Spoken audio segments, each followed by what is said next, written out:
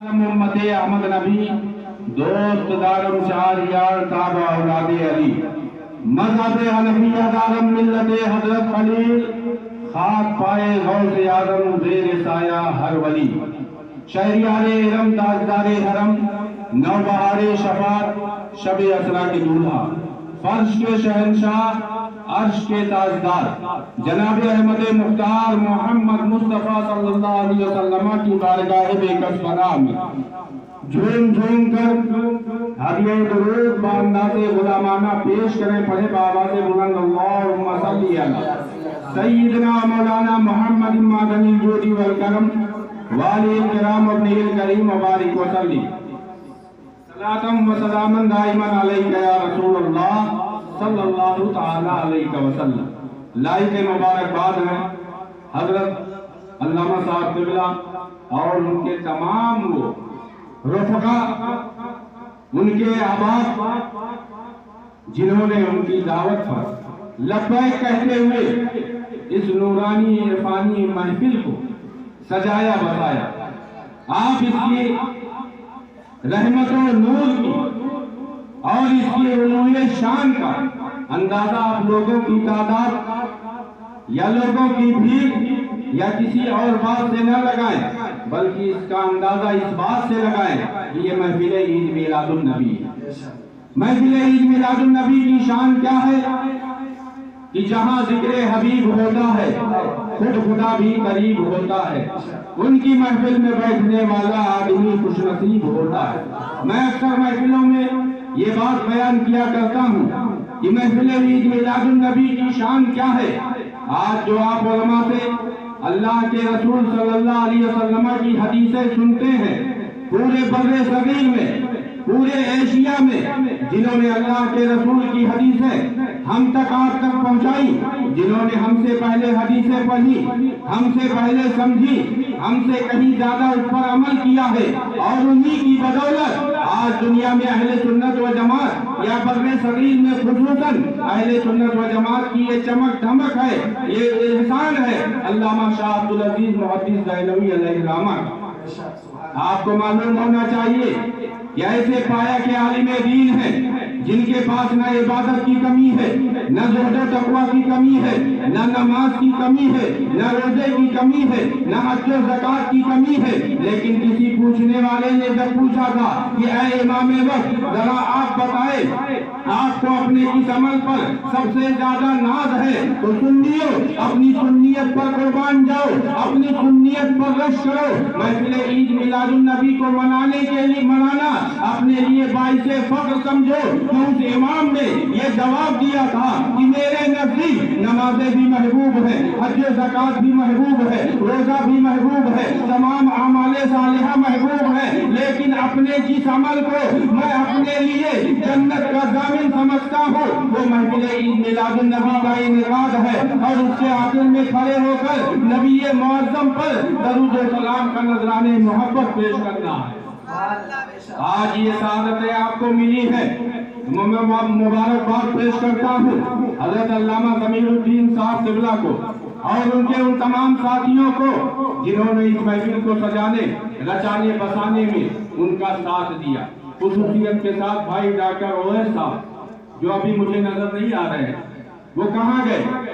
ان کا ہونا اس وقت ضروری ہے، کیونکہ اللہ کے رسول نے جہاں یہ فرمایا ہے کہ انما الاعمال بالخواتیم، انما الاعمال بالنیات، اعمال کا دار و مدار نیتوں پر ہوتا ہے، اس کے ثواب کا دار و مدار نیتوں پر ہوتا ہے۔ میں دوسری حدیث میں اللہ کے رسول فرماتے ہیں انما الاعمال بالخواتیم، اعمال کا دار و مدار انجام پر ہوتا ہے۔ سر شام سے آپ بیٹھے ہوئے ہیں، لائق مبارکباد ہے، لیکن یہ محفل اپنی تمام تر کامیابیوں کے ساتھ اختتام پذیر ہونے کے قریب تر ہے۔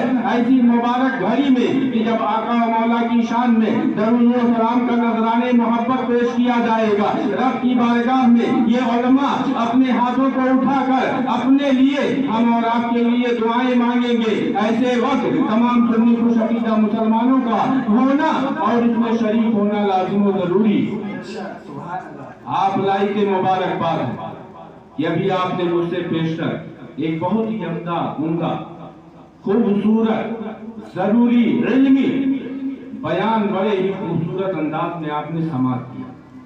मैंने पहले से सोचा था कि वहां जाऊंगा, बड़े अच्छे लोग हैं, जिससे पहले हाजिरी की, आज तक मैं लोगों के दरमियान आप लोगों की तारीफें करता हूं कि किस वालिहाना अंदाज से, किस मोहब्बत के साथ आप महीने ईद मिलादुन नबी में शरीक होते हैं। आज भी मैं ये चाहता था, लेकिन वक्त की नज़ाकत, वक्त की तंगी दामनगीर है। और सबसे बड़ी बात जो आप जरूरी पैगाम में सुनाना चाहता, उससे कहीं अच्छे अंदाज में आपने हजरत अल्लामा इरफान अहमद साहब क़िबला आलिमी से आपने समाप्त कर दी। अब जरूरत है तो इस बात की कि आप उन बातों पर अमल पैरा हो जाए। दुआ है मौला ताला इस महफिल पाक को अपनी बारगाह में कबूल व मकबूल फरमाए। मैंने कुरान की जो आयत करीमा पढ़ी है, हमारा आपका परवरदिगार फरमाता है, इन्नल्लाह ला युगय्यिरु मा बिकौमिन हत्ता युगय्यिरु मा बिअनफुसिहिम, कि अल्लाह रब्बुल इज्जत उस कौम की हालत उस वक्त तक नहीं बदलता जब हर मुसलमान का ये मानना है कि उसी ने ये दुनिया बनाई है, वही खालिके कायनात है, वही मालिके कायनात है। उसकी शान ये है कि उसके कुल फरमाने से चीजें वजूद पाती हैं। उसकी शान तो ये है कि उसकी मर्जी के बगैर पत्ता भी जुम्बिश नहीं कर सकता। आपको मालूम होना चाहिए कि आज हम जमाने का रोना रोते हैं, आज हम लोगों की तरक्कियों को आंखें फाड़ फाड़ के देखते हैं, लेकिन मुसलमानों ये हमारे लिए ताज्जुब की बात नहीं है, हमारे लिए हैरत की बात नहीं है, क्योंकि हम जिस कौम से ताल्लुक रखते हैं उसकी शान ये है, उसके नबी मुअज्जम की शान ये है कि आज आप देखते हैं कि घंटों का, महीनों का, सालों का सफर ये मिनटों सेकंडों में किया जा रहा है। जमाना इतना तरक्की किया तब ये मुमकिन हुआ, लेकिन क्या अपने नबी के उस वाक़े को भूल गए कि जिसमें अल्लाह रब्बुल इज्जत ने फरमाया, सुबहानल्लज़ी असरा बिअब्दिही लैलन मिनल मस्जिदिल हराम इलल मस्जिदिल अक़सा, कि पाक है वो ज़ात जो रातों रात अपने बंदे को मस्जिद हराम से मस्जिद अक़सा तक ले गए।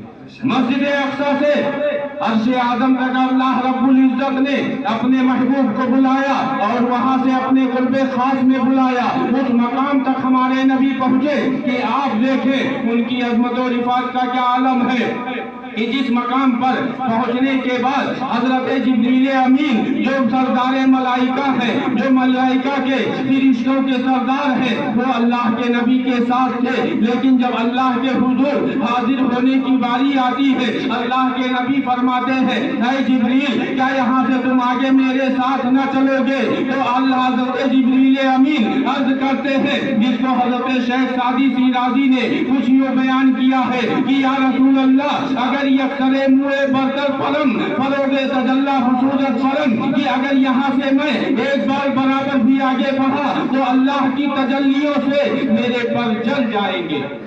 ये है मकाम मुस्तफा कि अल्लाह रब्बुल इज्जत ने अपने महबूब को कहां से कहां तक सैर कराई, वो भी लम्हों में, मिनटों में, जिस पर दुनियाए कुफ्र आंखें बंद किए नजर आती है।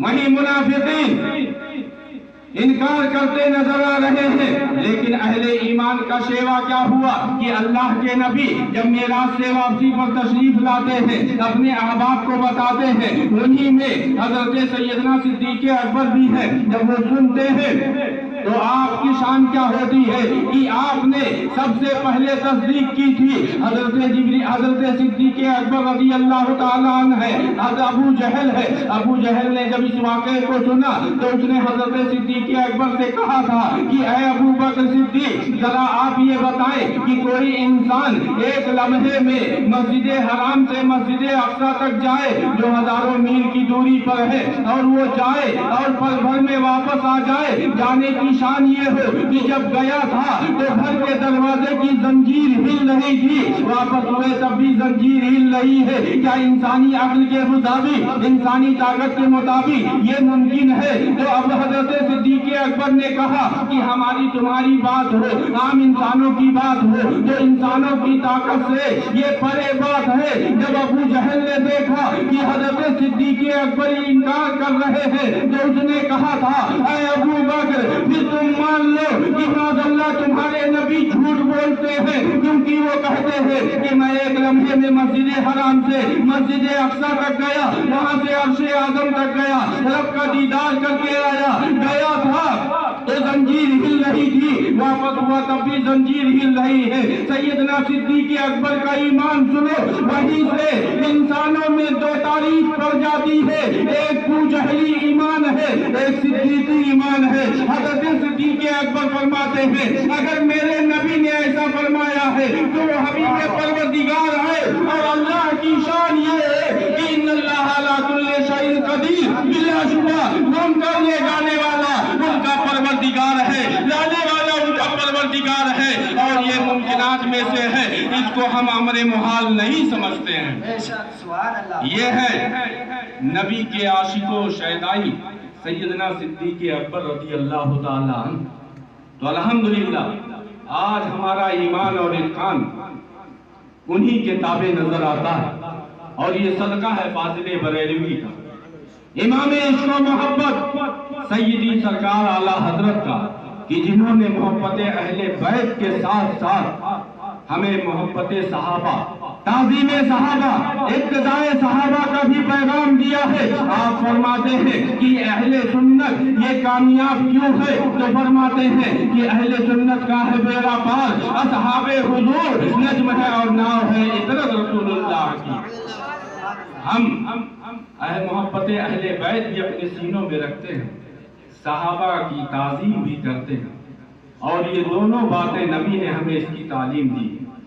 آپ نے جو خطاب سماعت کیا، بہت سارے مضامین ہیں، بہت ساری باتیں ہیں، لیکن میں اسی طرف جانا چاہتا ہوں، اسی کی اور قدر وضاحت کر کے انہی کے بیان میں اپنے بیان کو ضم کر کے اس کو ایک شاندار ایک اعلیٰ خطاب میں شامل کرنے کی کوشش کرنا چاہوں گا۔ آپ نے جو بیان کیا ہے، آج ہماری پسپائی، ہماری پسماندگی، ہماری تنزلی کی جو اسباب ہے، اس کے اسباب یہی ہے کہ ہم نے سیرت مصطفیٰ کو چھوڑ دیا، ہم نے تاریخ مصطفیٰ کو چھوڑ دیا، ہم نے تعلیمات مصطفیٰ کو فراموش کر دیا۔ اور مسلمانوں یاد رکھو، طریق مصطفیٰ کو چھوڑنا ہے وجہ بربادی، اسی سے قوم دنیا میں ہوئی بے اقتدار اپنی۔ مسلمانوں اگر تم کامیابی چاہتے ہو، کامرانی چاہتے ہو، تو زمانے کی طاقتوں کو نہ دیکھو، زمانے کی گردشوں کو نہ دیکھو، بلکہ یہ دیکھو کہ پروردگار تم سے کیا کہہ رہا ہے۔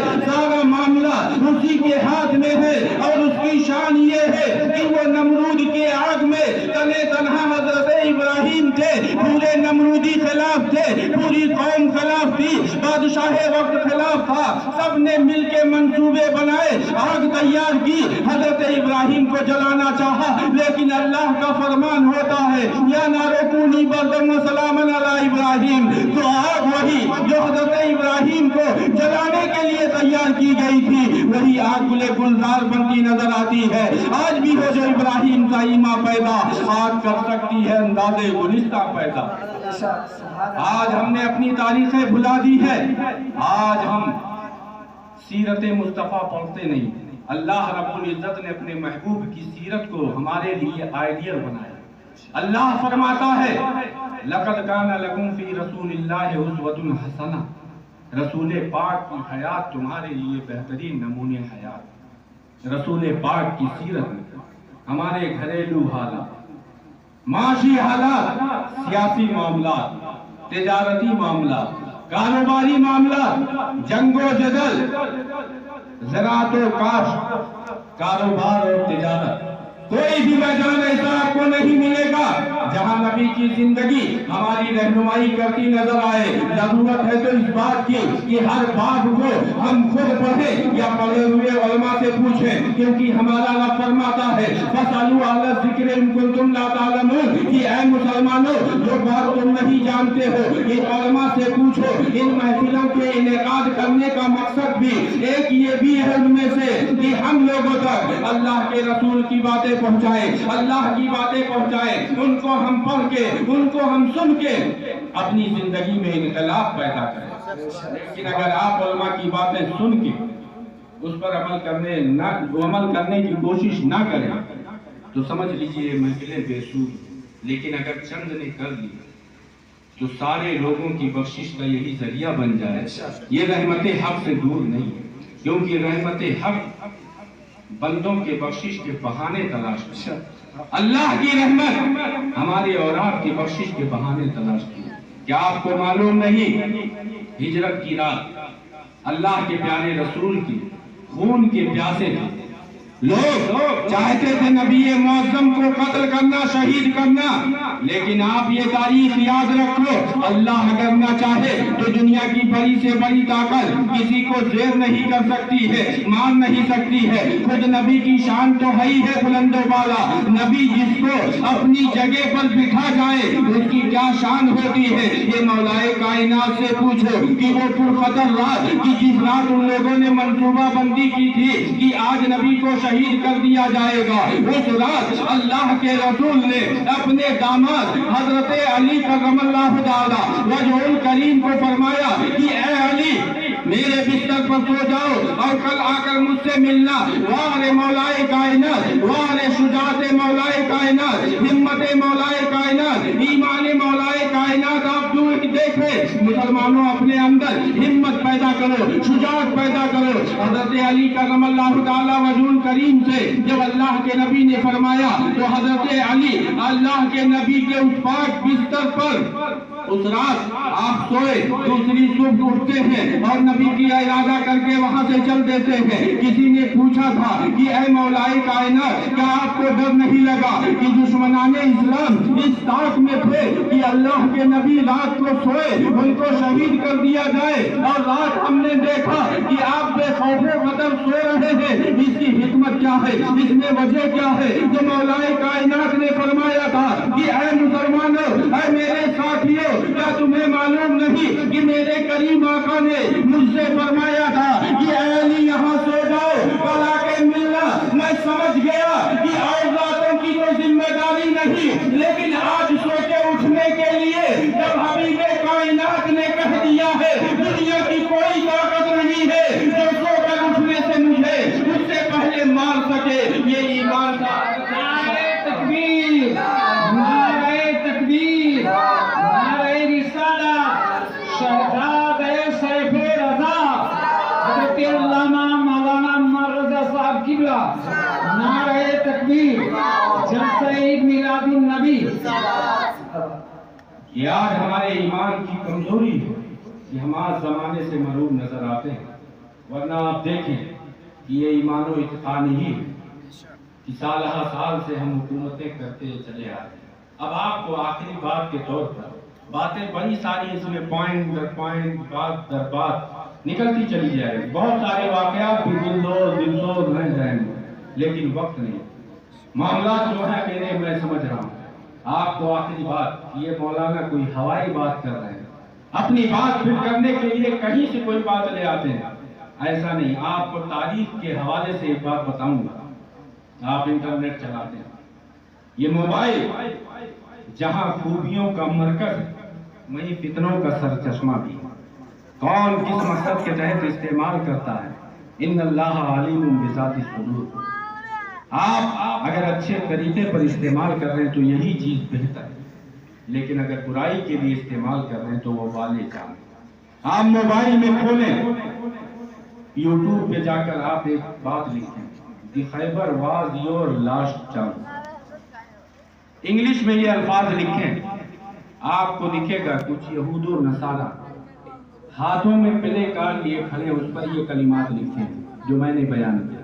دی Khyber was your last chance. اس کا مطلب ڈاکٹر صاحب سمجھ رہے ہیں، ابھی بیان کر رہا ہوں، بات میں ان سے اور وضاحت طلب کر لیجیے. اس کا مطلب ہے کہ خیبر تمہاری آخری چیز تھی، آخری موقع تھا. کون خیبر؟ بہت سے لوگوں کو یہ تاریخ نہیں معلوم ہوگی، افسوس کا مقام. کم از کم ہم ایسا کردار نہیں کر سکتے تو اپنے آپ اکابرین کی یہ تاریخیں تو یاد رکھیں. غیروں کو یاد ہے، ان کے اندر آج بھی دمک ہے، لیکن افسوس کہ ہم مسلمان ہوتے ہوئے اپنی تاریخ بھلائے ہوئے ہیں۔ آپ جب سرچ کریں گے تو آپ کو ملے گا کہ دی خیبر وادی اور لاشچان یہ کون کہہ رہا ہے، کس سے کہہ رہا ہے؟ تو یہ یہود و نصارہ ہم مسلمانوں کو مخاطب کر کے کہتے ہیں کہ اے مسلمانوں، یہ خیبر کی جیت تمہاری آخری جیت تھی، اب اس کے بعد تمہارے لیے شکست ہی شکست ہے۔ ان سے پوچھا گیا یہ آپ کیسے کہہ رہے ہیں؟ تو انہوں نے در حقیقت اس تاریخ کی طرف رہنمائی کی کہ آپ ذرا یاد کرو وہی جنگ خیبر ہے کہ اللہ کے پیارے اصحاب جنگ خیبر کے لیے جاتے ہیں، دو چند بار جاتے ہیں، لیکن قلعہ خیبر جو یہودیوں کا مرکز تھا وہ فتح نہیں ہوتا ہے، واپس چلے آتے ہیں۔ اللہ کے رسول فرماتے ہیں کل صبح کو یہ علم میں جس کے ہاتھ میں دوں گا اللہ رب العزت اس کے ہاتھوں باب خیبر کو فتح فرمائے گا، قلعہ خیبر اس کے ہاتھوں فتح ہوگا۔ دوسرے صبح بہت سارے لوگ مشتاق ہوتے ہیں کہ یہ علم مجھے مل جائے، میرے ہاتھوں سے خیبر کا قلعہ یہ فتح ہو جائے، لیکن نگاہ مصطفیٰ نے کس کو چنا تھا؟ آپ دیکھیں وہاں پر سیدنا صدیق اکبر بھی ہے، فاروق اعظم بھی ہے، عثمان غنی بھی ہے، دیگر اصحاب بھی ہے، سب کی خواہشیں ہیں، لیکن اللہ کے رسول حضرت علی کو تلاش کر رہی تھی، وہ نہیں دکھے۔ اللہ کے رسول نے پوچھا کہ علی کہاں ہے، بلاؤ۔ لوگوں نے کہا یا رسول اللہ وہ بیمار ہے، ان کی آنکھوں میں تکلیف ہے، لیکن آپ دیکھو یہ نبی کا علم غیب دیکھو، نبی کا اختیار دیکھو، اللہ سے قرب دیکھو کہ معاملات کی خبر وہ کیسے رکھتے ہیں۔ کوئی بیمار کو لیڈر میدان جنگ میں نہیں چنتا ہے، لیکن واہ نگاہ مصطفیٰ آپ نے فرمایا علی کو لاؤ۔ حضرت علی آئے، اللہ کے پیارے نبی نے پوچھا کہ اے علی کیا تمہیں تکلیف ہے، تمہیں کیا پریشانی ہے؟ مولا کائنات اللہ کے پیارے نبی کی بارگاہ میں اپنی پریشانی بتاتے ہیں۔ واہ نگاہ مصطفیٰ، واہ نبی کی ذات، اللہ نے ان کے سر تا پا کو اللہ نے شفا بنا کے رکھا ہے، تبھی تو کہا جاتا ہے ہر درد کی دوا ہے۔ صلی علی محمد، پیارے آقا کریم نے اپنی زبان مبارک سے اپنا لعاب دہن نکالا، حضرت علی کی آنکھوں میں لگایا، ان کی وہ تکلیف فوراً دور ہوتی نظر آتی ہے۔ پھر آقا کریم نے وہی جھنڈا حضرت علی کو دیا اور فرمایا اے علی جاؤ اور قلعہ خیبر فتح کر کے آؤ۔ ہمت مولا کائنات دیکھو کہ اوپر سے تیروں کی بوچھار ہے، تلواریں لیے دشمنان تاک میں ہے، لیکن واہ شجاعت مولا علی آپ قلعہ خیبر تک پہنچتے ہیں، اور یہی نہیں بلکہ اپنے ایک ہاتھ سے باب خیبر کو بخار کے پھینکتے ہوئے نظر آتے ہیں۔ کسی نے پوچھا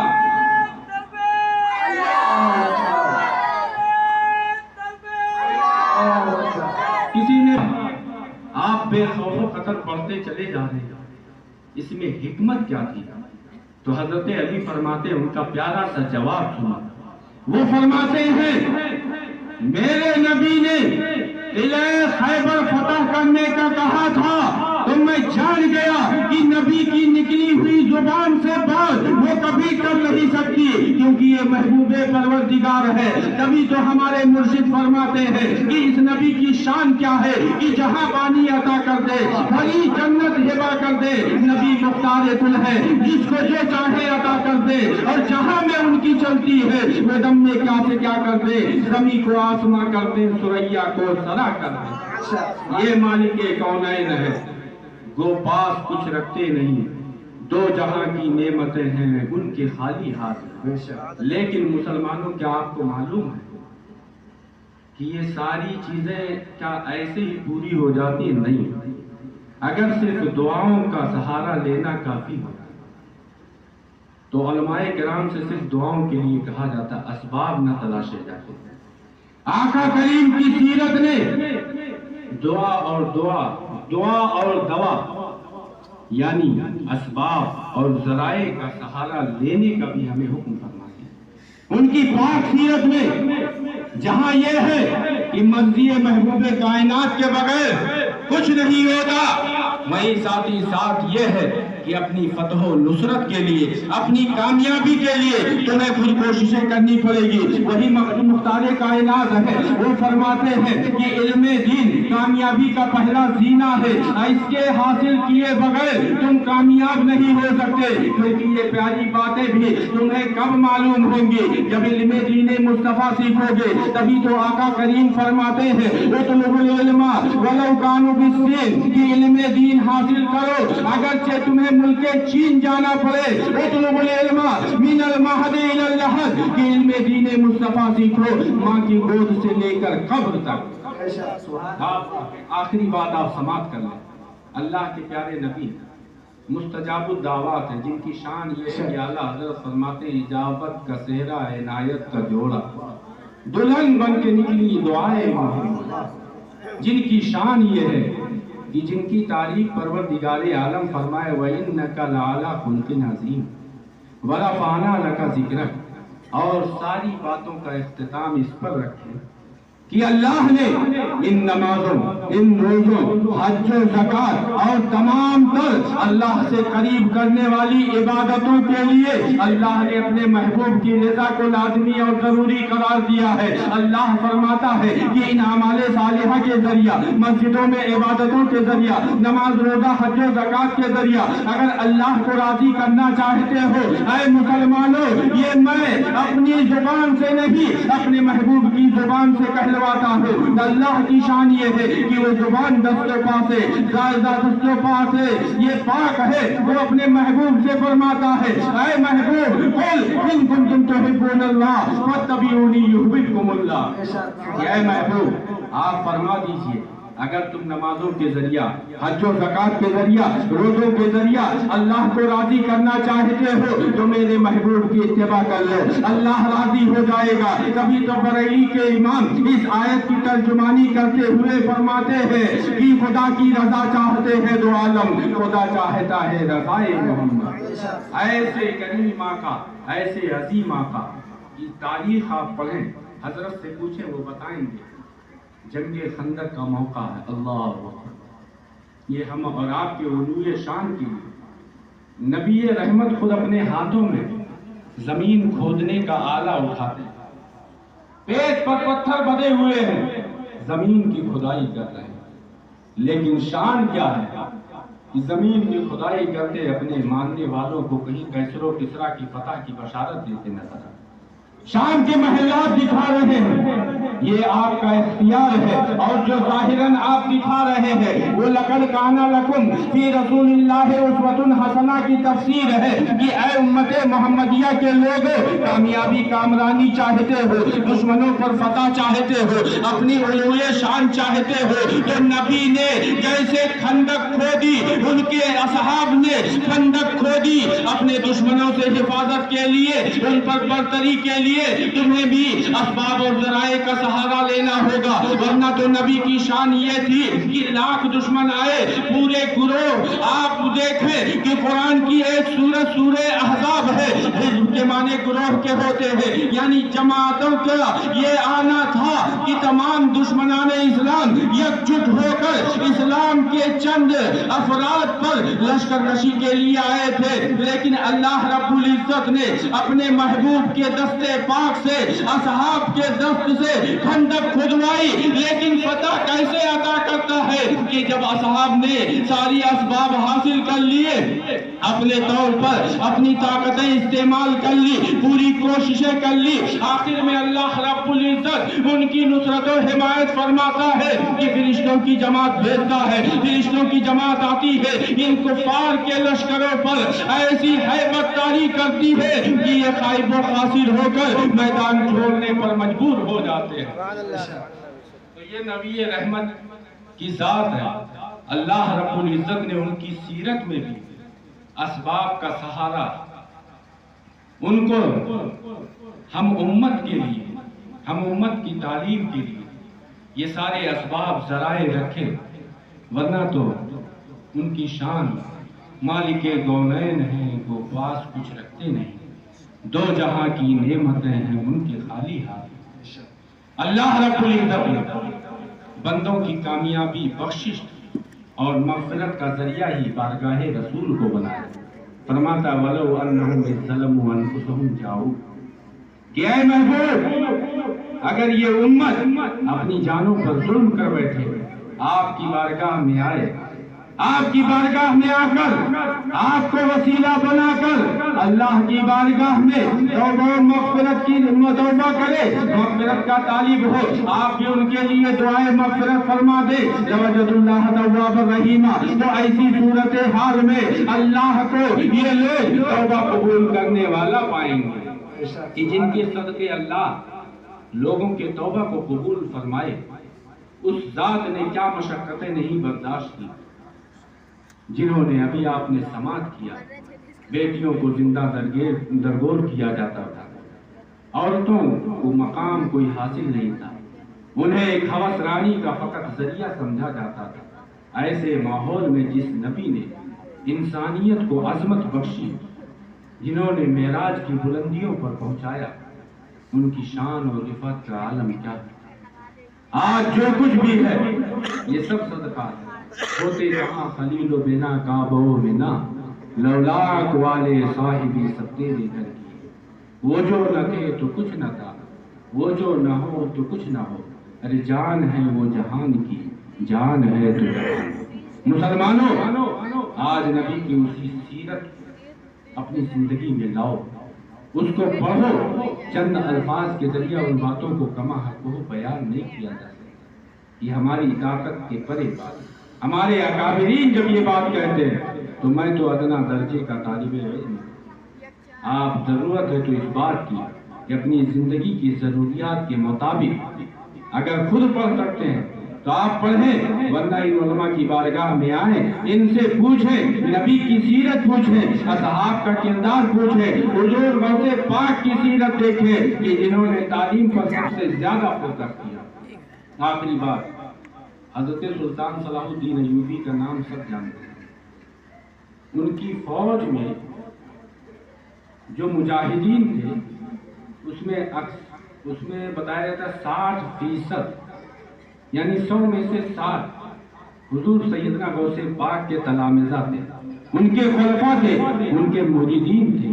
حضور خود حضرت سلطان صلاح الدین ایوبی کے تعلق سے بیان کیا جاتا ہے، کتنا عظیم فاتح کہ جس سے آج بھی دنیا میں دھمک ہے، کسک ہے، دشمن جن سے تھراتا ہے وہ صلاح الدین ایوبی۔